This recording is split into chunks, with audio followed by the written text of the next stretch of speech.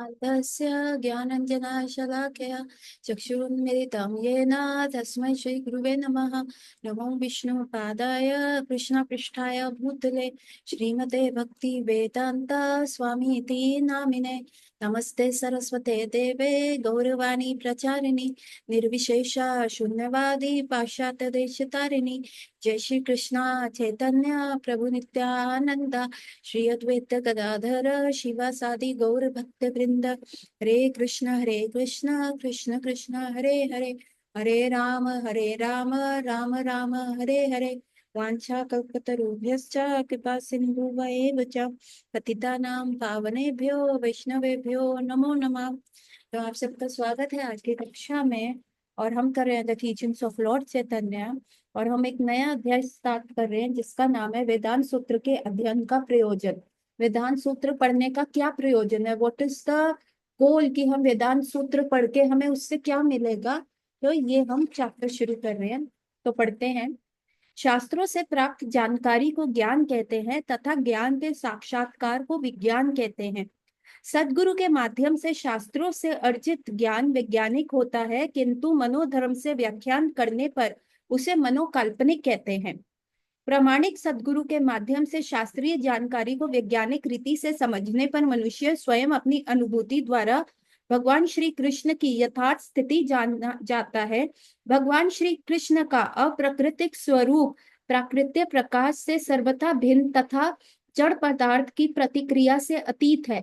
भगवान के दिव्य स्वरूप की वैज्ञानिक दृष्टि से समझे बिना मनुष्य निरंकारवादी बन जाता है।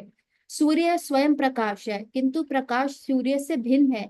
फिर भी सूर्य और सूर्य प्रकाश की स्थिति भिन्न नहीं है, क्योंकि सूर्य के अभाव में सूर्य प्रकाश संभव नहीं है तथा सूर्य प्रकाश बिना सूर्य शब्द का कोई अर्थ नहीं है। माया के प्रभाव से मुक्त हुए बिना परम ईश्वर भगवान श्री कृष्ण तथा उनकी विविध शक्तियों को नहीं समझा जा सकता। भगवान श्री श्याम सुंदर के दिव्य स्वरूप को भी माया के वशीभूत व्यक्ति नहीं समझ सकता। भगवान श्री कृष्ण के दिव्य स्वरूप की अनुभूति के अभाव से कृष्ण प्रेम का तो प्रश्न ही नहीं उठता। भगवान श्री श्याम सुंदर के दिव्य वपु की अनुभूति हुए बिना कृष्ण प्रेम की यथार्थ में प्राप्ति नहीं हो सकती और कृष्ण प्रेम के बिना जीवन अपूर्ण रहता है। इस प्रकृति के 5 स्थूल तत्व हैं, पृथ्वी, जल, अग्नि, वायु एवं आकाश। सब जीवों के बाहर भीतर है। उसी प्रकार भगवान श्री कृष्ण इस सृष्टि के अंदर और बाहर है। भक्त उसका अनुभव कर सकता है। तो यहाँ पे क्या बताया गया है कि जो शास्त्र हम पढ़ते हैं उसमें ज्ञान दिया गया है, और सिर्फ इस संसार में अगर कोई चीज जानने लायक है वो है भगवान कृष्ण को जानना। वंस यू अंडरस्टैंड कृष्णा, जब हम एक बार कृष्ण को समझ जाते हैं तो बाकी सारी चीजें अपने आपको और कुछ जानने योग्य ही नहीं है। जब हमें पता चल गया भगवान कौन है, हमारी परिस्थिति क्या है, हम भगवान के नित्य दास हैं और हम क्या हुए, बहिर्मुख हो गए भगवान के से। और बहिर्मुख होके हमें माया ने झपट्टा मार लिया और हम इस संसार में आ गए। और ये संसार क्या है, ये टेम्परेरी है ना। हम भी यहाँ पे टेम्परेरी हैं, क्योंकि हम ये शरीर नहीं, हम आत्मा है। और हमारी आत्मा की फर्दर जर्नी है। तो जो हमारी फर्दर जर्नी है, जैसे कि हम ट्रेन से यहाँ से बाई चांस मायापुर जा रहे हैं, तो यहाँ से ट्रेन में बैठ के मायापुर जाने में जितने स्टेशन आएंगे वो हमारी जर्नी है ना। एक एक स्टेशन आएगा, निजामुद्दीन से ट्रेन पकड़ा, उसके बाद शायद यूपी के स्टेशन आएंगे, यूपी के बाद आगे बहुत सारे स्टेशन आएंगे, है ना, डिफरेंट डिफरेंट स्टेट्स के। इसका मतलब ये नहीं है कि हम मायापुर पहुंच गए हैं। सो ये डिफरेंट स्टेशन। तो ये जो मैं डॉक्टर सोनल हूँ ये भी एक स्टेशन है। मेरी सोल की जर्नी बहुत थी। इस जीवन से पहले कोई और स्टेशन था, अभी ये इस स्टेशन पे ट्रेन रुकी हुई है। और यहाँ पे ट्रेन क्या हो रहा है, उसमें फ्यूल भरा जा रहा है, उसका साफ सफाई हो रहा है, उसको मतलब और या मतलब ट्रैवल करने के लिए उसका ऑयलिंग वगैरह हो रहा है। तो इस मनुष्य जीवन पाके हमें भी क्या करना है कि अब हमारी जर्नी जो है सीधा हम भगवान के धाम पहुंच जाए और कोई स्टेशन पे ये ट्रेन ना रुके। तो हम क्या कर रहे हैं, उसका साफ सफाई कर रहे हैं, अनर्थों को साफ सफाई कर रहे हैं, उसमें फ्यूल भर रहे हैं। फ्यूल किस चीज का, भक्ति का फ्यूल भर रहे हैं, भागवतम का, श्रीमद् भागवत गीता का भर रहे हैं। कि उससे क्या होगा, स्पीड बढ़ेगी, है ना। अभी क्या हो रहा है आजकल, वो E20 पेट्रोल आ रहा है, इथेनॉल मिक्स करके पेट्रोल आ रहा है। और ऐसा कहा जा रहा है कि उससे माइलेज कम हो रही है या उससे इंजन में कोई दिक्कत आ रही है। लेकिन जो अभी फ्यूल आ रहा था उससे बिल्कुल गाड़ी का अच्छा माइलेज आ रहा था, अच्छे से गाड़ी चल रही थी। तो हमें ऐसा फ्यूल भरना है कि अब हमारी सीधी जो ट्रेन है भगवान के धाम जाके ही रुके और कोई स्टेशन पे ना रुके।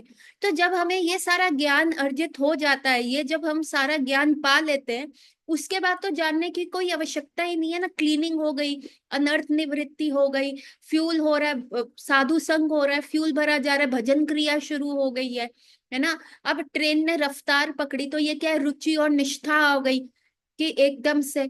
और जब हम अपने गंतव्य पे पहुंच रहे हैं तो हम एज अ ट्रैवलर हमारे को कितना खुशी हो रहा है कि एक्चुअली हम वहां अपने गंतव्य स्थान पे पहुंच रहे हैं। तो इसके जानने के अलावा और क्या जानना है कि इस स्टेशन पे भाई यहाँ पे चाट अच्छा मिल रहा है, या यहाँ पे कोई मैगजीन अच्छी मिलती है, या यहाँ पे घूमने लायक जगह है। नहीं, हमें क्या करना है, हमें तो अपने गंतव्य स्थान पे पहुंचना है, हमने वहां पे बसना थोड़ा ना है।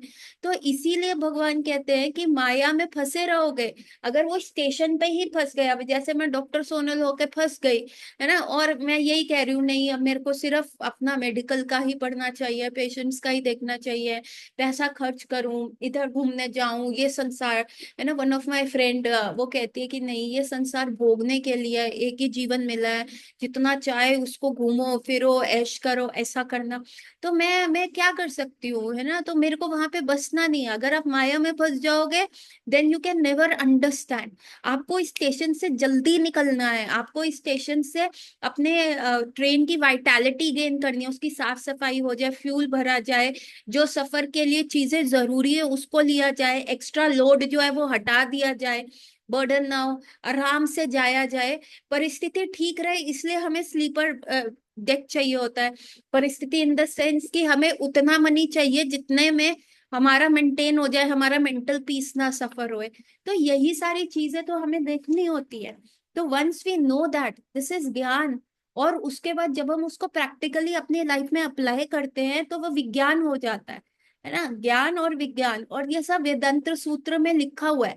लेकिन कोई सिर्फ इमेजिन करे नहीं, जीवन का लक्ष्य सिर्फ गंतव्य स्थान पे नहीं है, सफर को भी इंजॉय करो। तो ये क्या हो जाता है, ये मनोधर्म हो जाता है, ये एक ऐसा लॉजिकल एक्सप्लेनेशन हो जाता है कि कोई भी किसी चीज को कैसे भी समझा दे, किसी भी फैक्ट को तोड़ मोड़ के समझा दे। तो हमें वहां पे नहीं जाना, जीवन का लक्ष्य ही भगवान कृष्ण को जानना है, वेदांत सूत्र का पूरा सारी कृष्ण को जानना है। और कृष्ण को जानने के उपरांत और कुछ जानने लायक इस संसार में चीज है ही नहीं। हम्म? तो शुद्ध भक्त जानते हैं कि उनका एकमात्र प्रयोजन भगवान श्री कृष्ण की सेवा करना है, तथा सब वस्तुओं का परम ईश्वर भगवान श्री कृष्ण की सेवा में लगाया जा सकता है। तो क्या लक्ष्य है हमारा कि भगवान कृष्ण को जानना, और जो भी हमारे आसपास चीजें हैं उनको ठाकुर जी की ही सेवा में लगाएं, है ना। यदि हमारा स्पाउस है, बीवी है या हस्बैंड है, हमें क्या करना है, धीरे धीरे उनको ठाकुर जी की सेवा में लगाना है। बच्चे हैं उनको ठाकुर जी की सेवा में लगाना है। तो हमें ये सारा कार्य करना है। भक्त जहां देखता है वहीं उसे भगवान श्री कृष्ण के दर्शन होते हैं, क्योंकि उसे हृदयवासी श्री कृष्ण की कृपा प्राप्त है। श्री कृष्ण के अतिरिक्त उसे कुछ भी दृष्टिगोचर नहीं होता। श्रीमद् भागवत में भक्त और भगवान के संबंध में पुष्टि की गई है कि श्री हरि के चरण बिंद से जिसका हृदय प्रेम रज्जु द्वारा सदा बंधा रहता है, श्री भगवान उसका कभी परित्याग नहीं करते। उसका स्मरण सिद्ध न होने पर भी उसे भगवान प्रधान कहा जाता है। मतलब क्या बोला गया है कि जिसके हृदय में भगवान के श्री श्री चरणों का स्मरण रहता है, और उसका जो चित्त है भगवान के श्री चरणों में से ऐसा बंध गया है, तो यदि वो इस जीवन में उतना बढ़ भी ना पाए, उतना भजन भी नहीं कर पाए, लेकिन फिर भी वो भगवान से कभी विलग नहीं होता, अलग नहीं होता। तो इसको हम कैसे समझ सकते हैं ना, कि जैसे अभी मैं डॉक्टर बन गई, मैंने अपना बहुत बड़ा हॉस्पिटल खोल लिया, बहुत पैसे कमा लिए, बहुत सारा प्रॉपर्टीज ले ली, and after a certain age when I died, तो उसके बाद तो नेक्स्ट लाइफ में आ गई। तो नेक्स्ट लाइफ में मैंने जितना पैसा कमाया, प्रॉपर्टियां बनाई, ये करा, क्या वो मेरे किसी काम का है? नहीं है। है ना, मेरे को जीरो से दोबारा से शुरू करना पड़ेगा। तो पिछले जीवन का किया हुआ क्या हुआ, श्रम एवं केवलम, सिर्फ मैं मेहनत करती रह गई, गधा बन गई, गधे की तरह मेहनत करी पर उसका फल नहीं लिया। लेकिन जो भक्ति जीवन में क्या होता है, आप अगर भक्ति में जिस भी लेवल पे, सपोज करो आप इस जीवन में नहीं कर पाए, तो नेक्स्ट जीवन में आप उसी लेवल से शुरू करोगे, आपको दोबारा से जीरो से नहीं जाना पड़ेगा। तो हम अपने मूवमेंट में भी देखते हैं कितने सारे बच्चे हैं जिनको 5 साल की आयु पे ही भगवत गीता याद हो जाती है ना, 2-3 साल की आयु पे ही वो ठाकुर जी की सेवा, ठाकुर जी के श्री विग्रह को लेना, ऐसा करना शुरू कर देते हैं, पकड़ना शुरू कर देते हैं, उनकी रुचि रहती है। सो दिस इज व्हाट कि वो पिछले जन्म के भक्त हैं and they are continuing with that ना। So there are many plenty plenty plenty of good souls around हमारे, पर उनको अच्छे पेरेंट्स नहीं मिल रहे, उनको इस संसार में आना है, अपनी भक्ति शुरू करनी है, लेकिन हम लोग क्या है, एक अच्छे भक्त नहीं बन पा रहे, इसलिए वो हमारे थ्रू आ ही नहीं पा रहे, है ना। सो this is what it is they, हम वैसे ही सोल अट्रैक्ट करेंगे, तो उनको अपनी भक्ति उसी लेवल पे शुरू करनी है और वो हो जाती है। So this is a complete science, हमारे में जितना भी ये गर्भधान संस्कार के रीति रिवाज है, जितने भी संस्कार होते हैं कि कैसा एक अच्छा बच्चा पैदा हो, अच्छा प्रोजनी पैदा हो, इवन अर्जुन ने भी यही भगवान कृष्ण के समक्ष प्रॉब्लम रखी थी जब वो भगवत गीता में कह रहे थे कि कृष्ण, मैं सबको ये युद्ध इसलिए भी नहीं करना चाहता क्योंकि इस युद्ध में सारी जगह के योद्धा मर जाएंगे, है ना, योद्धा मर जाएंगे तो स्त्रियां क्या होंगी, वो विधवा हो जाएंगी, और जब कोई पुरुष नहीं होगा तो स्त्री क्या, दे आर इमोशनल, तो कोई भी दूसरी जगह का व्यक्ति कोई भी आके, क्या बता रहे हो अनिकेत?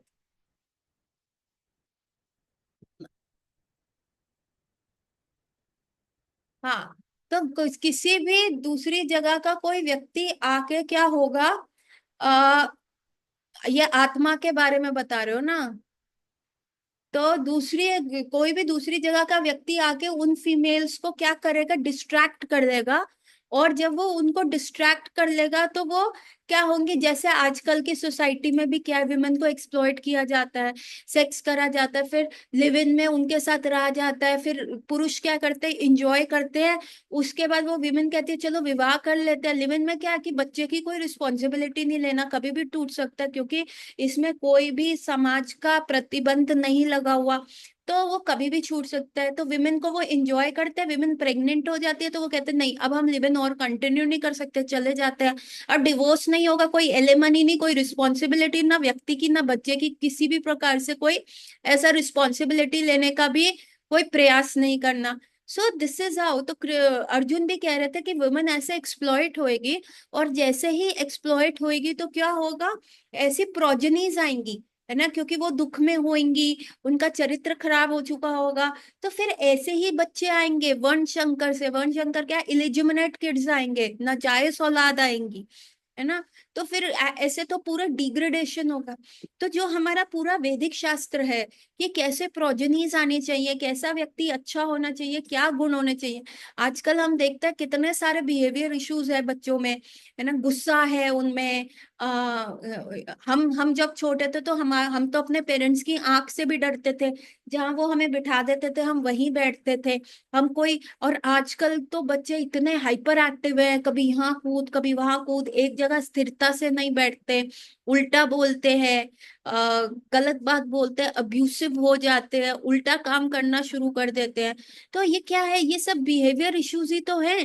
तो ये कैसे आते हैं, ये ऐसे ही हम सोल्स अट्रैक्ट कर रहे हैं। तो जो हमारा पूरा वैदिक शास्त्र था, इसके ऊपर गर्भधान संस्कार की क्या करना चाहिए, ऐसा बोला गया है, प्रभुपाद ने इंस्ट्रक्शन दिया कि जिस दिन गर्भदान करना हो उस दिन 15 राउंड, 50 का चैंटिंग होना चाहिए, सुबह एकदम कोई भी राजसिक खाना नहीं बनाना चाहिए, भगवान का आशीर्वाद लेना चाहिए, भगवान के शुद्ध भक्तों का मंदिर जाना चाहिए, है ना, इसके लिए एक यज्ञ भी होता है वो भी होना चाहिए, और स्त्री और पुरुष को एकदम जिसको कहते हैं सतोगुण वाले वस्त्र पहनने चाहिए। बहुत ज्यादा राजसिक एकदम चमचमादार कपड़े नहीं पहनने चाहिए। सफेद वस्त्र पहनने चाहिए, हल्के कलर के वस्त्र पहनने चाहिए। पूरा दिन भगवान में अपनी मति को लगाना चाहिए, फिर भगवान से प्रे करना चाहिए। अपने से बड़े लोगों अपने घर में जो वरिष्ठ लोग हैं उनको प्रे करके उनके आशीर्वाद लेके फिर गर्भदान करना चाहिए। तो फिर ऐसा सोल अट्रैक्ट करते हो। और ऐसा ऐसा नहीं है कि एक ही बार करो, एवरी मंथ आपको मतलब when you are planning a baby तो 3 मंथ से आपको अपना कॉन्शियसनेस अच्छा रखना चाहिए। So then you attract that kind of a soul. और फिर थ्रू आउट द प्रेगनेंसी उसको वैसा। इवन आप देखेंगे जापान के लोग, कनाडा, बाहर यूरोपियन देशों के लोग इस सारी नॉलेज को टैप करना चाह रहे हैं कि कैसे अच्छा बच्चा बनाया जाए, कैसे इंटेलिजेंट बच्चा बनाया जाए, कैसे वो चीज आए। लेकिन उनके पास ये नॉलेज नहीं है। वो सिर्फ उसी में लगे जेनेटिकली उसको हाइब्रिड कर दे, उसका आईक्यू लेवल कैसे बढ़ जाए, ये है। नहीं तो आप देखें हमारे जो पूर्व जन मतलब मेरी मम्मी बताती हैं कि उनके टाइम में एग्जाम्स कैसे होते थे। 12th का बोर्ड कैसा होता था, उसमें 9th का भी कोर्स आता था, 10th का भी आता था, 11th का भी आता था और 12th का भी आता था। है ना। तो देवर लाइक श्रुतिधर, वहां पे कॉपियां नहीं होती थी, स्लेटों पे जाके वो लिखते, स्लेटियों पे जाके लिखते थे। और स्लेटियों पे जाके लिख के याद कर लेते थे, क्योंकि अगले दिन स्लेटी साफ करके लेके जानी होती थी। पेपर इतना नहीं होता था, कॉपियों पे कम लिखा जाता था। सो दिस इज, आप देखिए ना, पूरा साइंस था, उन लोगों को याद रहता था। कई लोग श्रुतिधर है। मेरे पास एक बच्चा आता है, वो श्रुतिधर है। वो श्रुतिधर कैसा है, उसको क्लास में जो पढ़ाया जाए उसको एक ही बार में याद हो जाता है, वो एकदम घर आके लिख सकता है। उसका माइंड इतना रेजर शार्प है, उस ही श्रुतिधर। तो ये कैसे हुआ ना, this is the advance technology. कैसे हम बच्चों में कर सकते हैं। अभी क्या होता है, बच्चों में वो गुण तो डेवलप नहीं हो रहे, लेकिन वो एनर्जी तो है ही है ना वो सीखने का। तो वो एनर्जी कंस्ट्रक्शन में ना जाके डिस्ट्रक्शन में जा रही है। तो ये पूरा एक वैदिक साइंस है जो हमें बताया गया है। और ये तभी पॉसिबल है जब हम भगवान को सेंटर में रखेंगे, एंकर रखेंगे, तभी हम आगे इसमें बढ़ पाएंगे ना। श्रीमद् भागवतम के 10वें स्कंद में इसका एक उदाहरण है। अपने साथ रास नृत्य के लिए गोपियों के आने पर भगवान श्री कृष्ण अंतर्धाम हो गए। इस पर गोपियां उच्च स्वर में उनका नाम गान करने तथा उच्च व श्रीधाम वृंदावन के पुष्प लताओं से श्री कृष्ण की वार्ता पूछने लगी, क्योंकि श्री कृष्ण आकाश के समान सर्वत्र वर्तमान है। श्रीमद् भागवतम के अध्ययन पे हमें परम ईश्वर भगवान श्री कृष्ण से अपने नित्य संबंध, श्री कृष्ण प्राप्ति की पद्धति तरह तथा परम प्रयोजन श्री कृष्ण प्रेम संबंधी जानकारी प्राप्त कर सकते हैं। श्री प्रकाशानंद को भक्ति द्वारा भगवान श्री कृष्ण की प्राप्ति का वर्णन सुनते ही श्रीमान महाप्रभु ने श्रीमद् भागवतम के एक श्लोक उद्गत किया। श्री कृष्ण से कहा कि अन्य विश्वास और प्रेम पूर्ण भक्ति से ही उनकी प्राप्ति होती है। वस्तुतः ये भक्ति ही है जो भक्त के हृदय को पवित्र करने और उसे उच्चतम अनुभूति के स्तर पर आरूढ़ कर देती है, जहां वह दृढ़ता और निष्ठा पूर्वक भागवत सेवा करता है। चंडाल आदि नीच कुल में उत्पन्न होने पर भी श्री कृष्ण के प्रेम की परम अवस्था की अनुभूति से ही वह दिव्य प्रेम लक्षणों की परिपूर्ति हो सकता है। श्रीमद् भागवतम में इन दिव्य प्रेम लक्षणों का वर्णन है। अपने भक्तों के हृदय को सब पाप कृत्यों से शुद्ध करने में समर्थ श्री हरि की चर्चा करने से भक्त भाव विभोर हो जाते हैं। तब उन्हें भक्ति के नाम लक्षण प्रकट होते हैं। तो यहाँ पे बता रहे कि कैसे गोपियां भी जब भगवान श्री कृष्ण को ढूंढ रही थी, जब रास जान से भगवान चले गए थे, तो उसके बाद क्या हुआ था कि गोपियां ढूंढ रही हैं, कहाँ है कृष्ण, कहाँ है कृष्ण। देखिए हमारा जो हम कहे कि भगवान को हम कैसे जान सके, भगवान क्या गोलोक में है या हमारे हृदय में है परमात्मा रूप में, हम कैसे समझ सकते हैं। तो यहाँ पे आप ऐसे समझ सकते हैं कि जैसे हमारा शरीर किससे बना है, धरती, आकाश, अग्नि, है ना, पंच तत्व वायु, धरती, आकाश, अग्नि, वायु, और पांचवा क्या है, अ, पृथ्वी, है ना। इन 5 चीजों से बना हुआ है। लेकिन हमारी बॉडी के विलग भी पृथ्वी अलग से है, अग्नि हम अलग से देखते हैं, आकाश हम अलग से देखते हैं, जल हम अलग से देखते हैं।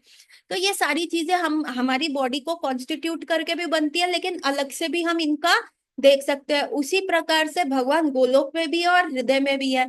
अब कैसे समझे, इसका उदाहरण कैसे दिया हुआ है कि जैसे गोपियां जब भगवान को ढूंढ रही हैं, भगवान अंतर्धाम हो गए हैं, पर वो हर जगह भगवान को ढूंढ रही हैं, फाइनली वो जमुना जी के तट पे जाके भगवान के एकदम खो जाती है, उनको भगवान की अनुभूति होनी शुरू हो जाती है, क्योंकि वो उनकी लीलाओं में बस जाती हैं। तो Thakur ji comes to know, because Thakur ji is like आकाश, वो सर्वव्यापी है, हम सबके हृदय में परमात्मा रूप में भी है, हर प्रकार से हर जगह वो है ना। तो यही वो बता रहे हैं कि कैसे ठाकुर जी हर जगह है, और उसकी अनुभूति कैसे हो सकती है, सिर्फ भक्ति के द्वारा हो सकती है, अदरवाइज नहीं हो सकती। आप कोई भी एनालिसिस कर लो, आप कुछ भी कर दो, ओवर एनालिसिस नहीं। कई लोग होते हैं ना, माता जी इस प्रश्न का उत्तर दीजिए, ऐसा प्रश्न का, ऐसा क्यों, ऐसा क्यों। आप कितना भी व्यक्ति चीजों को खंडन कर लो, नहीं नहीं नहीं नहीं, बताते जाए बताते रहे, तो अल्टीमेटली आपको एनालिसिस से पैरालिसिस हो जाएगा, आप आगे बढ़ ही नहीं पाएंगे। तो इसका एग्जाम्पल प्रभुपाद कैसे देखते हैं, एक कैटरपिलर होता है ना, कैटरपिलर की बहुत सारी लेग्स होती हैं, है ना, कम से कम उसकी 50-60 लेग्स होती हैं। तो कैटरपिलर बड़ा मटक मटक के चलता है और डांस कर रहा होता है। तो फ्रॉग एक बार कैटरपिलर का डांस देखता है, और वो कहता है, और कैटरपिलर तो अपनी मस्ती में डांस कर रहा, कोई उसने मैथ्स नहीं लगाया कि मेरी कौन सी लात किधर जा रही है, तो मस्ती में डांस कर रहा होता है। और फिर क्या होता है कि फ्रॉग उसका डांस देख के कहते हैं, अरे कैटरपिलर भाई, तुम तो बहुत बढ़िया डांस कर रहे हो, बहुत बढ़िया डांस करते हो। तुम्हारा डांस करते हुए मैंने ना कुछ चीजें नोटिस की है। तुम्हारी जो 37वीं लात है, 37 वाली लेग है राइट साइड की, तुम्हारी 5th लेग के आगे चली जाती है डांस करते हुए।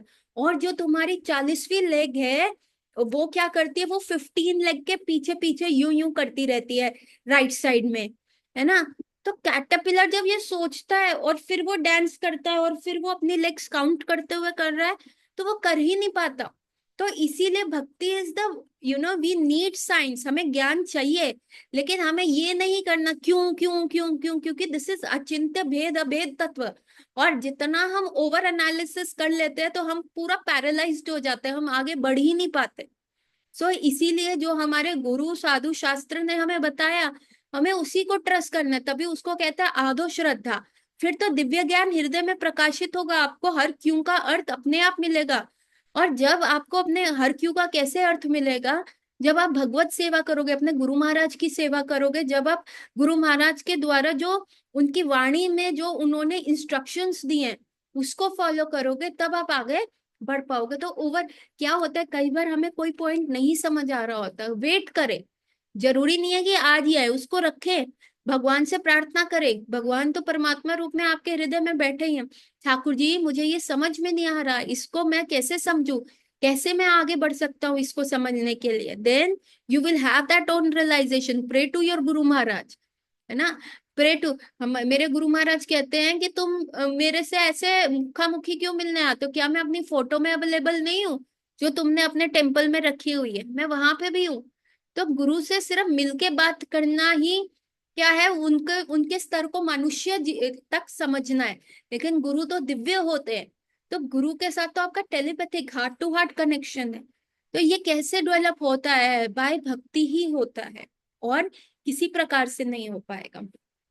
तो जो ज्ञान, कृष्ण के बारे में सुनना, गुरु के मुख से सुनना, और कृष्ण के प्रयास करना, अभिदय करना कि क्या क्या मैं कर सकता हूँ, और फिर प्रयोजन क्या मिलेगा, कृपा मिलेगी।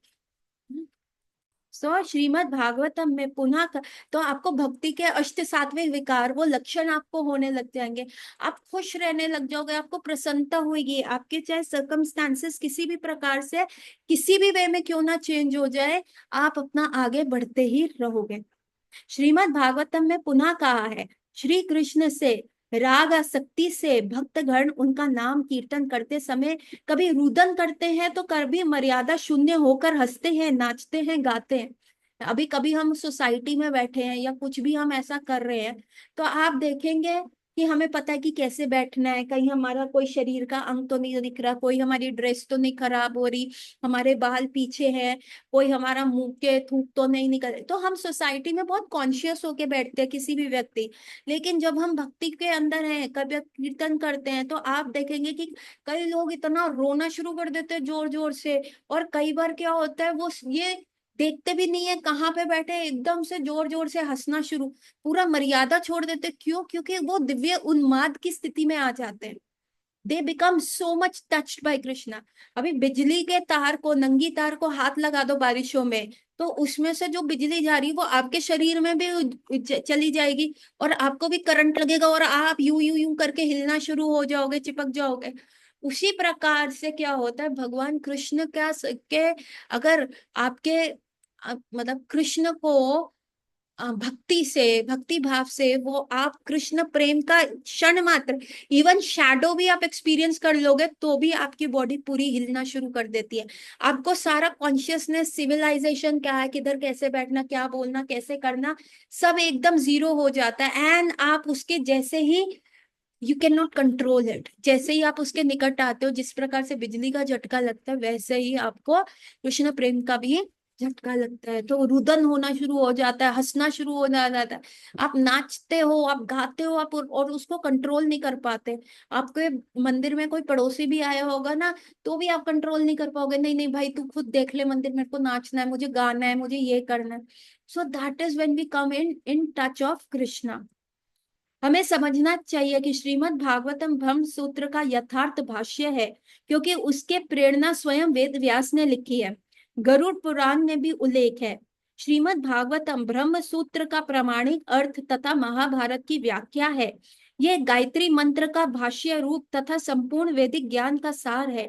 18,000 श्लोकों की श्रीमद् भागवतम में संपूर्ण वैदिक शास्त्रों की व्याख्यान है। तो गरुड़ पुराण में भी ये लिखा है कि गरुड़ पुराण कब पढ़ी जाती है, जब व्यक्ति मर जाता है ना। जनरली लोग कहते हैं गरुड़ पुराण तभी खुलती है जब व्यक्ति मर जाता है, वैसे नहीं पढ़नी चाहिए गरुड़ पुराण, ऐसा बहुत बोला जाता है। तो और ये गरुड़ पुराण किसके लिए, हमको लगता है गरुड़ पुराण हम इसलिए पढ़ रहे हैं जो व्यक्ति मर गया है उसको पुण्य मिलेगा, नहीं। ये गरुड़ पुराण उसके लिए जो जीवित है। ऐसा होता है कि जब किसी के घर में मृत्यु होती है, तो लोग हिल जाते हैं कि और ये तो मर गया, ये तो मरने वाला नहीं लग रहा था, इसमें तो कितनी विल पावर थी, ये तो कितना झूम झूम के इधर उधर रहता था, इतना खुश रहता था ये व्यक्ति, है ना, मस्ती में रहता था। अभी तो इसका जीवन पूर्ण होना था, अभी तो इसकी आयु नहीं थी, है ना। जब भी कोई ऐसा व्यक्ति का डेथ होता है तो हम उसका स्मरण करते हैं, उसकी लाइफ का। तो उस समय हमें क्या लगता है, यार जब ये जा सकता है तो हमें भी मृत्यु आ सकती है ना। तो हमारा जो उस समय होता है, हम क्या हो जाते हैं, बड़े वो हो जाते हैं, जिसको कहते हैं दुखमयी हो जाते हैं। तब हमें लगता है, मेरी एक मैं बताती हूँ, एक पेशेंट थी, उसकी मतलब ये दोनों फ्रेंड्स थे। ये दोनों बहुत ही रिच थी, दोनों के हस्बैंड फ्रेंड्स थे, बहुत अच्छा कमाते थे। दोनों मेरे से ट्रीटमेंट लेने आते थे, और ये खानदानी रिच नहीं थे, ये जैसे होता है ना, पहले नॉर्मल थे और एकदम से इनके पास पैसा आया, and they become very rich. तो एक जो फ्रेंड थी, जो दो लड़कियां फ्रेंड थी, उसमें से ये दोनों गोवा घूमने गई, और एक लड़की के ना कान में छेद था। अभी छेद की वजह से क्या हुआ, जो गोवा का सॉल्टी वाटर था उसके कान में चला गया। अभी कान और ब्रेन का कनेक्शन बहुत आसपास है। कई बार कान का इन्फेक्शन क्या होता है, पूरे ब्रेन के सारे टिश्यूज को स्वेलिंग कर देता है, और कई बार डेथ का कारण भी बनता है। तो इस लड़की का जो है ना, कान का इलाज चल रहा था, उसके कान में छेद हो गया था, और डॉक्टर ने उसे मना किया था, भाई तू एंटीबायोटिक्स आ रही है, पानी नहीं जाना चाहिए, इवन नॉर्मल नहाने का पानी भी नहीं जाना चाहिए। और ये लोग घूमने चले गए गोवा, और वहां शराबे पी के शी लॉस्ट हर स्क्रूटनी, जाके बीचेस में नहाई, और बीचेस में तो सैंड भी है, मिट्टी भी है, हाइजीन भी नहीं है, किस प्रकार का व्यक्ति आ रहा है, पानी का कैसा है, वहां नहाई। और जब ये वापस आई, इसको बहुत हाई ग्रेड फीवर हो गया, और इसको क्या हो गया, वो कान के इन्फेक्शन, जो छेद था उससे एक वायरस कान में चला गया, और इसके पूरे ब्रेन में स्वेलिंग आ गई, इसे मेनिंजाइटिस का अटैक हो गया। और उसके उपरांत क्या हुआ, ये बिल्कुल सीरियस हो गई, ये बहुत बीमार हो गई, हॉस्पिटल में डाल दिया गया। जो दो उसकी दूसरी फ्रेंड थी वो मेरी पेशेंट थी, वो मेरे से दवाई, आप चलो, वो आईसीयू में है, उसको होश नहीं है, एक बार आप देख लो, एक बार आप देख लो उसको। मैंने कहा मैं देख के क्या करूंगी उसका। डॉक्टर्स जवाब दे रहे हैं उसके हाथ से, अब सब दान करवा रहे हैं, कभी ये दान करवा रहे हैं, आप देख लो, आप एक बार चलो। चलो फिर मैं एक बार for the sake of humanity मैं देखने चली गई कि चलो मैं जाती हूँ, मैं वहां पे क्या दवाई दे सकती हूँ। देते हैं हम दवाई वगैरह, क्योंकि वायरस इन्फेक्शन अगर ब्रेन में चला जाए और सेल्स स्वेलिंग हो जाए तो कुछ नहीं कर सकते। तो उस लड़की को, वो बिल्कुल बेहोश थी, पाइपें डली हुई थी, और उसका इन्फेक्शन है ना, पूरा नाखूनों पे नेल पेंट लगा हुआ है, बाल पूरे कलर्ड है जैसे होते हैं, है ना, वैसा वो लेटी हुई है। एंड जो दूसरी मेरी फ्रेंड है, मतलब दूसरी जो पेशेंट है जो मेरे को इंसिस्ट करी है, जब मैं बाहर आई तो कह रही क्या होगा। मैंने कहा देखो इट इज वेरी डिफिकल्ट, क्योंकि इसको वायरस है, वायरस बड़ा मुश्किल होता है ट्रीट करना। कह रही हाँ डॉक्टरों ने जवाब दे दिया। अब फिर वो पता है क्या, अब दूसरा, ये संसार ऐसे ही है, हे भगवान मैं इतना पैसा कमा के क्या करूंगी, है ना, ये पैसा मेरे को लगता है मेरे को अच्छे काम के लिए लगाना चाहिए। मेरी भी उतनी ही एज है जितनी उसकी है, उसका भी एक छोटा लड़का है, मेरी भी दो छोटी लड़कियां हैं, मैं पैसा अब अच्छे काम में लगाऊंगी, मैं दान करूंगी, वो मेरे को ऐसे बोली जाए। तो उस समय तो मैं चली गई, बट नाउ आई रिकॉल कि जब भी ऐसा परिस्थिति होती है, समहाउ वो लेडी कुड नॉट सर्वाइव, वो मर गई, क्योंकि वो था ही, क्योंकि इन्फेक्शन, उसका पूरा ब्रेन स्वेल हो चुका था। और जब वो बीच में हल्का होश में भी आई थी तो भी वो बिल्कुल अपने, जिसको कहते हैं समझ में ही नहीं थी, अपने कपड़े उतारने शुरू कर दिए। And this is very common, viral meningitis में ऐसा होना लग जाए, शक करने लग गई, जोर जोर से बोलने लग गई, ये डॉक्टर मेरी किडनी ले लेगा, ये ऐसा। So that was very common thing, तो शी डिडंट सर्वाइव। तो ये जो दूसरी पेशेंट थी, जो मेरी पेशेंट थी, ये जीवन का कोई वो नहीं है, हमें अच्छे काम में पैसा लगाना चाहिए। सो डेथ के टाइम क्या होता है, आपका हृदय बड़ा वो हो जाता है, विचलित हो जाता है, आपको संसार की नेकेड रियलिटी दिखती है कि ये संसार टेम्परेरी है, यहाँ पे कुछ नहीं हो सकता, हम कुछ भी प्रयत्न कर रहे हैं। तो जब किसी की मृत्यु होती है तब ऐसा होता है। तो गरुड़ पुराण इसलिए तब बोली जाती है, मृत व्यक्ति के लिए नहीं, वो तो अब कुछ कर ही नहीं सकता, लेकिन जो जीवित है उनके लिए बोली जाती है, क्योंकि अभी वो रिसेप्टिव है, उनको दुख हुआ। ऐसे ही बता रहे थे महाराज, बता रहे थे चंद्रमौली महाराज, बता रहे थे क्लास में, कहते मैं एक बार विदेश में क्लास देने गया, कनाडा में, तो बहुत सारे वेस्टर्न लोग आए हुए थे। कोई, मैं क्लास दे रहा हूँ, कोई बार बार घड़ी देख रहे हैं कि कब खत्म करेंगे महाराज, कब प्रसाद। सीधे स्पीकर कैन मेक आउट अपने ऑडियंस को देख के। तो वो यही कह रहे थे कि मैं बता रहा हूँ कि जीवन शाश्वत नहीं है, ये संसार इज नॉट परमानेंट। तो लोग बस ऐसे करके कर रहे थे, देवर रिस्पेक्टिंग मी, कि एक बूढ़ा सा आदमी बोल रहा है हमें ऐसे उठ के नहीं जानना। एंड पूरा लेक्चर मैं आधा दे चुका था, और तभी क्या होता है, एक व्यक्ति को हार्ट अटैक होता हो जाता है, वो चेयर से गिर जाता है, और उसको एकदम, उसको ब्रीथिंग डिफिकल्टी हो जाती है। तो एक डॉक्टर वहां होता है, वो कहते हैं भाई इसको हार्ट अटैक हो गया, फटाफट एम्बुलेंस को बुलाया जाता है और उस व्यक्ति को भेज दिया जाता है। कहता है फिर जब मैं शाम का सेशन लेने गया, मुझे वही ऑडियंस दिखे, लेकिन अब वो एकदम ऐसे सुन सुन रहे थे कि हमारे बीच एक जवान व्यक्ति को हार्ट अटैक होगा। कह रहे अब फिर जो उन्होंने मेरे को परमानेंट अटेंशन दिया कि महाराज क्या बता रहे हैं, जीवन के बारे में बता रहे हैं, मृत्यु के बारे में बता रहे हैं, सुन। सो क्या होता है, जब हम एक ऐसा इंसिडेंट, दुख भरा इंसिडेंट किसी का देख लेते हैं, तो हमें अपना ये जीवन ना ऐसा लगता है यार मृत्यु तो हमें भी आ सकती है, कभी भी आ पाएगी। तो हम थोड़े से उस समय, मिट्टी जो हो जाती है उपजाऊ हो जाती है। इसीलिए गरुड़ पुराण में सत्य को बहुत ब्रूटली बोला गया है कि देखो ऐसे नरक है वहां पे, ऐसे उसमें राव राव करके नाम का नरक है। यदि तुम्हारे घर कोई व्यक्ति आता है अतिथि बन के, तुमने उसको मना कर दिया, या तुमने अपने घर की छिपकली बाहर भेजा भगा दी, या तुमने अपने घर के मच्छर भगा दिए, वो तुम्हारे पे आश्रित है, तुम यहाँ के हेड हो, तो तुम राव राव नामक नरक में तले जाओगे। वहां पे ऐसे पेड़ हैं जिन पे कांटे लगे हुए, तुमको ऐसे वहां बास्केटबॉल की तरह फेंका जाएगा।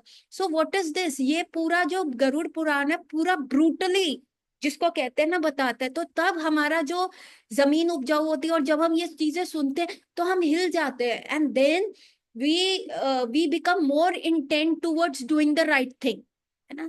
लेकिन फिर क्या होता है, हम माया में पड़ जाते हैं, जैसे वो पेशेंट मेरी थी जो कह रही थी जीवन का कुछ नहीं है, ये नहीं है, सब टेम्परेरी है, मैं अब अपना जीवन अच्छे काम में लगाऊंगी। तो जब तक वो लेडी का क्रियाक्रम और वो सब कुछ हुआ 13वीं वगैरह, तब तक she was in that mode. उसके बाद क्या हुआ, she went in back to her own life, वही जीना। शी शिफ्टेड टू दुबई, उसने वहां पे विला खरीद लिया। वो ऐसी ऐसी ड्रेसेस पहन पहन के पोस्ट करती है, उसकी लड़कियां ग्लेयर्स और टिप टॉप होके, मतलब पेज 3 एकदम ग्लैमरस वाला लाइफ जीने लगे। अभी वो वैसी बातें नहीं कर रही। क्यों? क्योंकि जैसे ही आप माया में आते हो तो माया क्या करती है, एक आवरण डाल देती है, एक चुन्नी से डाल देती है। तुम्हें वो चीज दिखती नहीं है, वो टेम्परेरी चीजें नहीं दिखती। तो इसीलिए बार बार साधु को सुनना चाहिए। Why listening is very important, why hearing is very important. ठीक है, गरुड़ पुराण तो उस समय बहुत ब्रूटली करती है, लेकिन साधु जो होता है वो माँ की तरह है। कभी कड़क है, कभी नरम है, कभी प्रेम से समझा रहा है, कभी थोड़ा तीखा बोल के समझा रहा है। तो साधु को सुन सुन के आप अपने, क्योंकि जैसे ही आप माया में जाओगे आप देखोगे यार वो तो BMW में घूम रहे हैं, यार उसको तो कोई दुख है ही नहीं, कितनी बड़ी बिल्डिंग में रह रहे हैं, यार कितना मस्त ये रह रहे हैं, इसको तो कोई दुख है ही नहीं। तो आप उस चीज में पड़ जाते हो, फिर आपको लगता है कि हाँ जीवन का लक्ष्य यही है।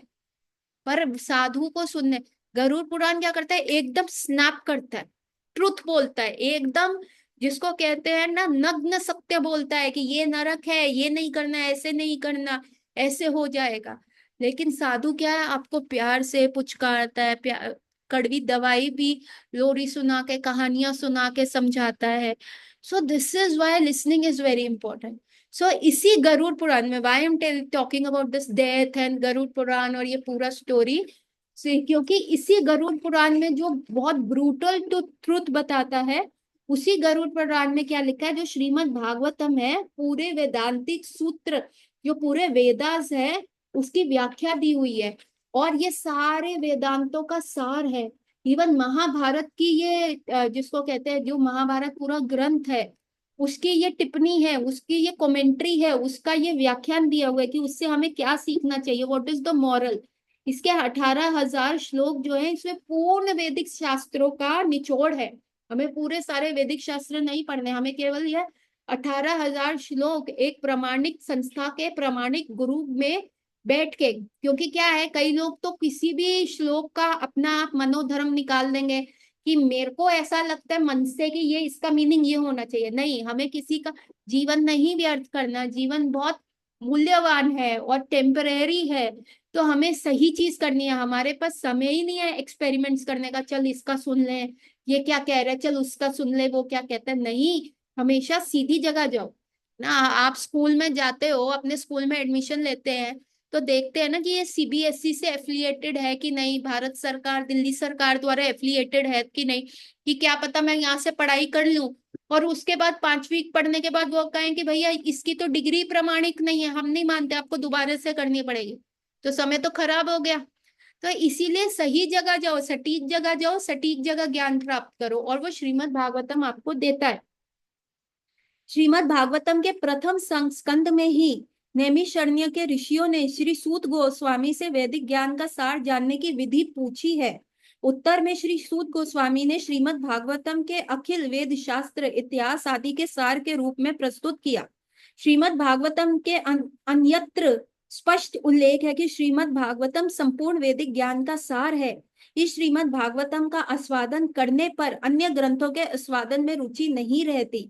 श्रीमद् भागवतम के पहले ही श्लोक में गायत्री मंत्र का अर्थ और प्रयोजन भी वर्णित है। मैं परम सत्य का प्रमाण करता हूँ। परम सत्य के संबंध में यह आरंभिक श्लोक है, जिसका वर्णन श्रीमद् भागवतम के प्राकृतिक सृष्टि के सृष्टा पालक और संहारक के रूप में है। भगवान श्री वासुदेव को प्रमाण ओम नमो भगवते वासुदेवाय से स्वयं देवकी वासुदेवाय के दिव्य पुत्र श्री कृष्ण का निर्देश है। श्रीमद् भागवतम के आगे यही सत्य और अधिक स्पष्ट रूप से अभिव्यक्त हुआ है। व्यासदेव की घोषणा है कि श्री कृष्ण स्वयं भगवान है तथा अन्य सभी उनके अंशकाल है। श्री जीव गोस्वामी ने कृष्ण संदर्भ में इस तत्व को अधिक स्पष्ट किया है। आदि जी ब्रह्मा जी ने भी अपनी ब्रह्म संहिता में भगवान श्री कृष्ण का वर्णन किया है। सामवेद में इस तथ्य की पुष्टि करते हैं कि भगवान श्री कृष्ण देवकी के दिव्य पुत्र हैं। तो पूरा भागवतम के पहले श्लोक में ही बता दिया गया है कि पूरे वैदिक शास्त्रों का सार है। Once you read Shrimad Bhagavatam, आपको किसी और चीज में टेस्ट नहीं आएगा, क्योंकि वो टोटल निचोड़ है, टोटल समरी है कि all we have to know is Krishna. Krishna कौन? देवकी के पुत्र, ही इज द प्राइम। वो ब्रह्मा जी ने भी बोला है, वो सामवेद में भी लिखा है, वो ब्रह्म संहिता में भी लिखा है,